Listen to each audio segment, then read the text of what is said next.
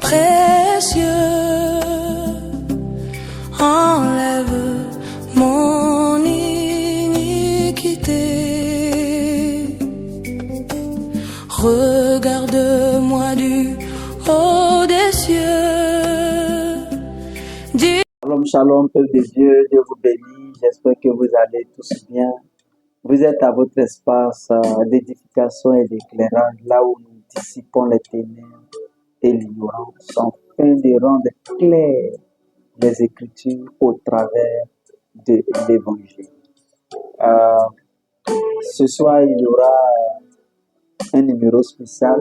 On va écouter, entendre nos chantres nous donner quelques cantiques d'adoration avant qu'on entame le message que nous allons partager avec vous.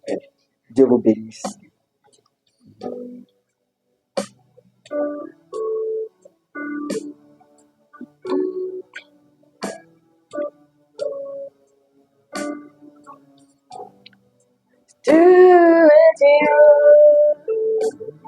Tu resteras le même à jamais. Tu es Dieu. Tu resteras le même à jamais. Tu es Dieu.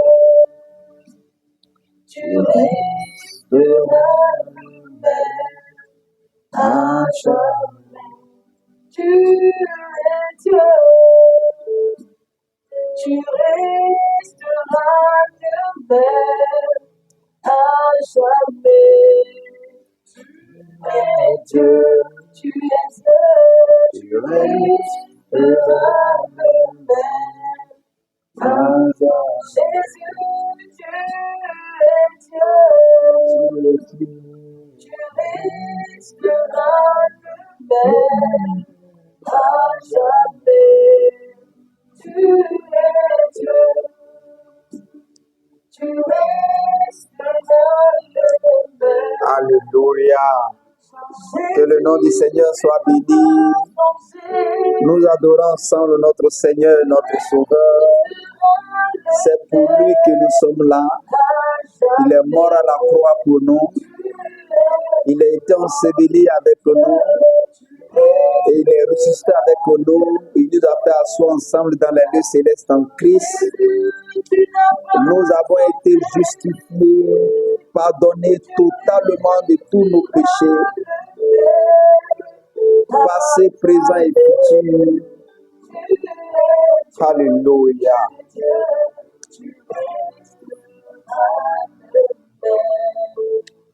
Ce soir, ce que nous allons partager, c'est quelques portions des Écritures tirées du livre des psaumes, le psaume 51, qui est utilisé aujourd'hui de nos jours comme si Christ n'était pas encore mort à la croix, qui est prêché comme si Christ n'était pas encore mort à la croix, où il faut amener le peuple de Dieu à pleurer et à se lamenter sur ses péchés, alors que ces étapes-là, nous les avons déjà dépassées. Nous devons nous réjouir parce que Christ est mort à la croix pour nous et qu'il a ôté nos péchés définitivement.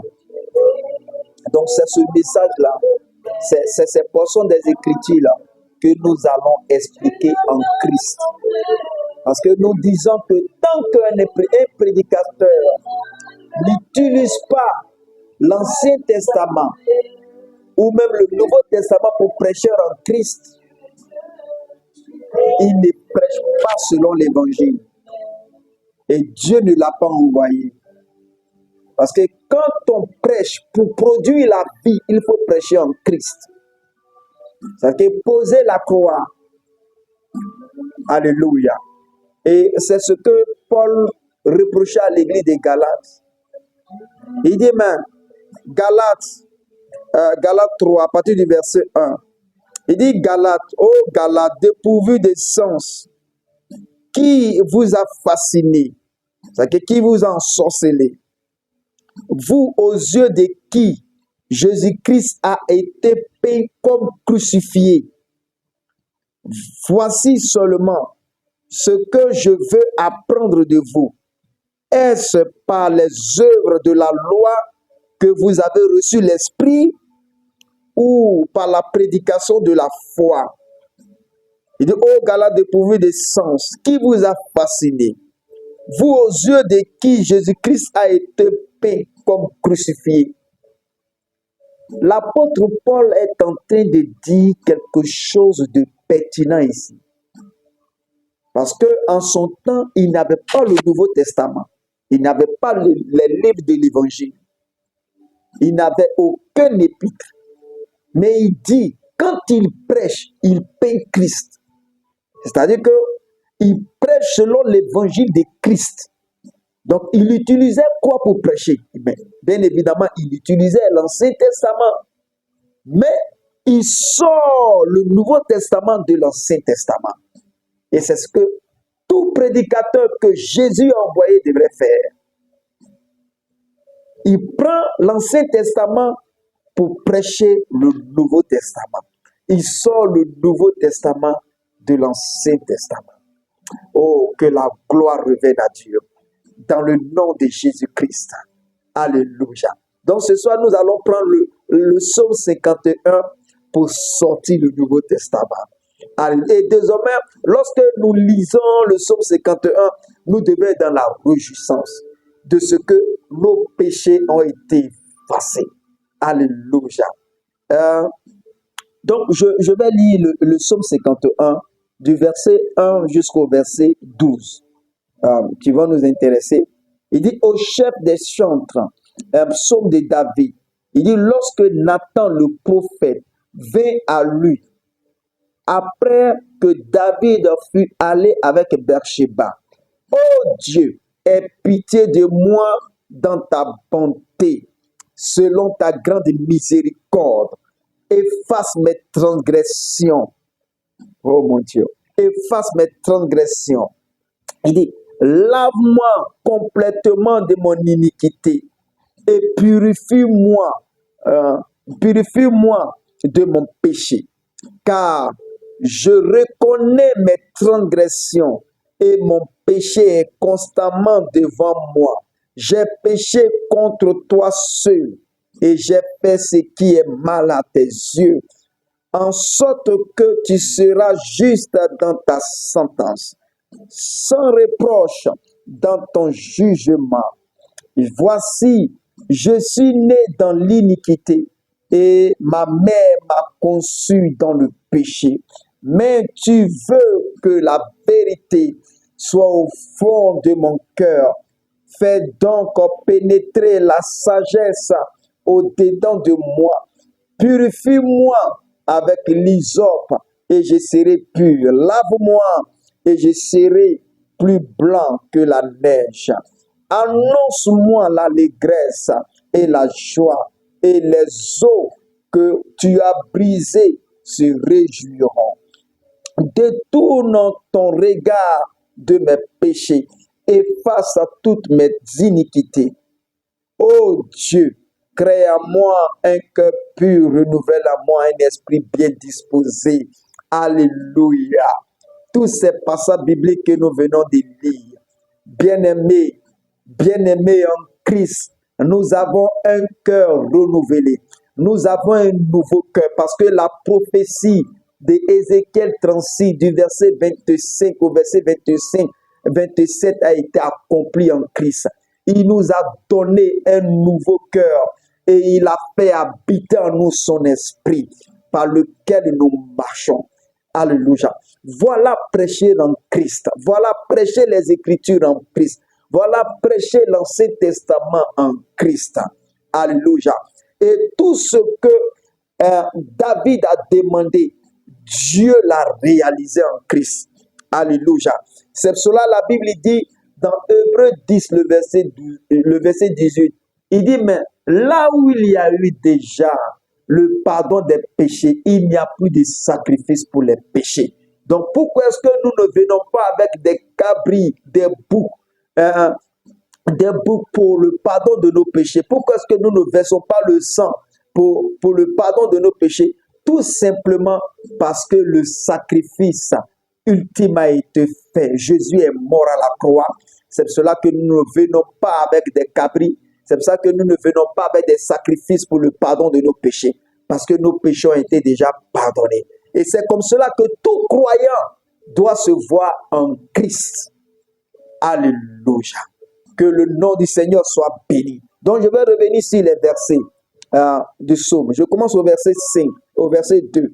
Il dit, lorsque Nathan, le prophète, vint à lui, après que David fut allé avec Beersheba, il dit, oh Dieu, aie pitié de moi dans ta bonté. Dieu a déjà eu pitié de nous. Et Jean-Baptiste a montré l'agneau. Il dit, voici l'agneau de Dieu qui ôte le péché du monde. Dieu a déjà eu pitié de nous parce qu'il a dit, car Dieu a tant aimé le monde qu'il a donné son Fils unique, afin que quiconque croit en lui ne périsse point, mais qu'il ait la vie éternelle. Alléluia. Dieu a déjà eu pitié de nous. Ce n'est pas maintenant qu'il va avoir pitié de nous. Il a eu pitié de nous bien avant que même nous ne sortions du ventre de notre mère. Et bien aimé, avant même que nous ne naissions, Dieu avait déjà placé le pardon. Avant que nous ne naissions, Jésus-Christ avait déjà été crucifié. Avant que nous ne naissions, nous avions déjà été pardonnés par Dieu. Alléluia. Et nous venons l'accepter pour rendre manifeste son pardon dans nos vies. Alléluia. Que le nom du Seigneur soit béni. Au verset 3, il dit, oh Dieu, aie pitié de moi dans ta bonté, selon ta grande miséricorde, efface mes transgressions. Alléluia. Il dit, efface mes transgressions. Dans Colossiens 2, le verset 13, il dit ici, il dit, vous qui étiez morts par vos offenses et par l'incirconcision de votre chair, il vous a rendu à la vie avec lui en nous faisant grâce pour toutes nos offenses. Dieu nous a déjà fait grâce pour toutes nos offenses. Au verset 14, il dit, il a effacé l'acte dont les ordonnances nous condamnaient et qui subsistait contre nous, et il a détruit en le clouant à la croix. Ce n'est pas parce que nous confessons que nous sommes pardonnés. Ce n'est pas parce que nous pleurons devant Dieu que nous sommes pardonnés. Nous sommes pardonnés parce que Jésus-Christ a été crucifié. Que le nom du Seigneur soit béni. Au verset 14, il dit, lave-moi complètement de mon iniquité et purifie-moi de mon péché. Alléluia. Nous avions été lavés déjà en Christ. 1 Corinthiens 6. 1 Corinthiens 6, le verset 11 dit ici, il dit, et c'est là ce que vous étiez autrefois, et c'est là ce que vous étiez, quelques-uns de vous, mais vous avez été lavés. Alors, en Christ, tout chrétien est lavé, tout croyant est lavé. Il dit, mais vous avez été lavés, mais vous avez été sanctifiés, mais vous avez été justifiés au nom du Seigneur Jésus-Christ et par l'Esprit de notre Dieu. Alléluia. Nous avons été lavés par l'Esprit de notre Dieu. Nous avons été lavés par le sang précieux de Jésus-Christ. Et la Bible dit que parce que nous demeurons dans la lumière, le sang de Jésus-Christ coule sur nous et nous purifie de tout péché. Quelle grâce que nous avons d'être en Christ. Alléluia. Nous sommes en train d'expliquer et de prêcher le psaume 51 en Christ. Alléluia. Le verset 5, il dit, car je reconnais mes transgressions et mon péché est constamment devant moi. En Christ, la Bible dit que Dieu est en Christ réconciliant le monde avec lui-même. Alléluia. C'est Dieu qui est venu vers nous pour que nous soyons pardonnés. Au verset 6, il dit, j'ai péché contre toi seul et j'ai fait ce qui est mal à tes yeux, en sorte que tu seras juste dans ta sentence, sans reproche dans ton jugement. Sans reproche dans ton jugement. Mais la Bible dit que la malédiction qui devait tomber sur lui est tombée sur Christ. Alléluia. Et même c'est par ces maîtresses que nous avons été guéris. Alléluia. Parce qu'il avait été brisé pour nos iniquités. Que le nom du Seigneur soit béni. Le verset 7 de Psaume 51, il dit, voici, je suis né dans l'iniquité et ma mère m'a conçu dans le péché.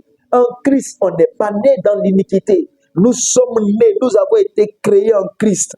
Éphésiens 2. Éphésiens 2, le verset 10 dit, il dit, car nous sommes son ouvrage, ayant été créés. Nous sommes nés, ayant été créés en Jésus-Christ pour de bonnes œuvres que Dieu a préparées d'avance afin que nous les pratiquions. Alléluia. Nous sommes nés en Christ. Nous sommes nés dans le ciel. Que le nom du Seigneur soit béni. Oh Jésus, tu es bon, tu es merveilleux. Le verset 8, il dit, donc le chrétien n'est pas né dans le péché. Il n'a pas été conçu dans le péché. Il est né en Christ. Alléluia. Il a été créé en Christ. Verset 8, c'est cela qu'il dit qu'il nous a sanctifiés, il nous a justifiés. Le chrétien est juste.